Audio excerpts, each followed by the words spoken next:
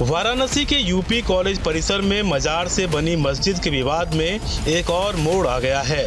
दरअसल 2018 में वक्फ बोर्ड ने इसे अपनी संपत्ति बताते हुए कॉलेज प्रबंधन को नोटिस भेजा था। इसी मामले में सुन्नी वक्फ बोर्ड का जवाब सामने आया है, जिसमें कहा गया है कि बोर्ड के नोटिस को खुद वक्फ बोर्ड ने 2021 में निरस्त कर दिया था। यूपी सुन्नी वक्फ बोर्ड के विधि अधिकारी अब्दुल मोबिन खान की ओर से इस बारे में पत्र जारी किया गया है। पत्र के दूसरे पैराग्राफ में साफ साफ लिखा गया है कि इस संबंध में सूचनीय है कि नोटिस दिनांक 6/12/2018 अंतर्गत धारा 36(7) वक्फ अधिनियम 1995 जो कि तत्कालीन सहायक सचिव श्री आले अतीक द्वारा निर्गत की गई थी को माननीय उत्तर प्रदेश सुन्नी सेंट्रल वक्फ बोर्ड के आदेश दिनांक 18/1/2021 द्वारा निरस्त किया जा चुका है। उक्त नोटिस के क्रम में कोई भी कार्यवाही इस कार्यालय में प्रचलित नहीं है। सुन्नी वक्फ बोर्ड की चिट्ठी सामने आने के बाद यूपी कॉलेज के प्राचार्य का कहना है कि जब वक्फ बोर्ड ही नोटिस को निरस्त कर चुका है तो फिर विवाद की कोई वजह नहीं है। प्राचार्य ने कहा कि इससे साफ है कि यहाँ उनकी ज़मीन नहीं है।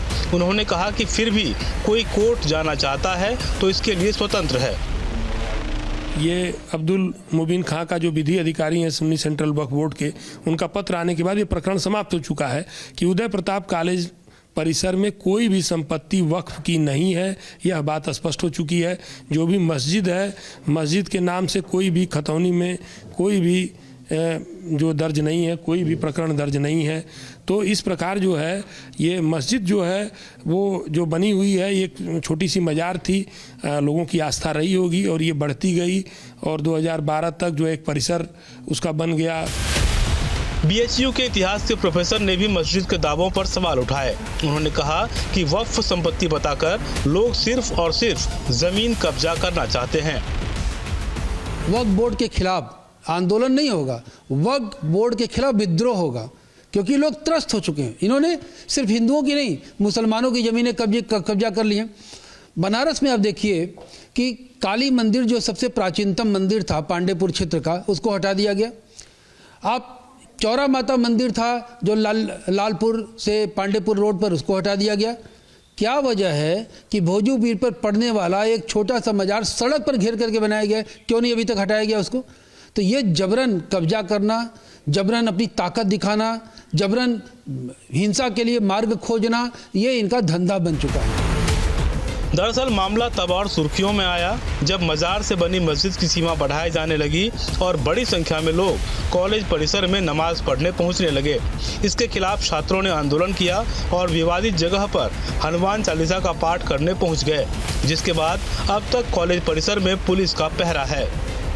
ये कॉलेज प्रशासन की तरफ से जो यहाँ पे एग्ज़ाम चल रहे हैं और बच्चों की स्टडी को लेकर जो है ये यहाँ पे फोर्स की डिमांड की गई थी, जिसके क्रम में हम लोगों ने विभिन्न पॉइंट्स पर बिना किसी रुकावट के बच्चों के जो स्टडी जो कोर एक्टिविटी है उसमें किसी प्रकार की बाधा न हो, उसके दृष्टिगत हम लोग यहाँ पे उपस्थित हैं। कॉलेज में परीक्षाएं चल रही हैं। इस बीच हालात को देखते हुए बड़ी संख्या में पुलिस बल की भी तैनाती की गई है।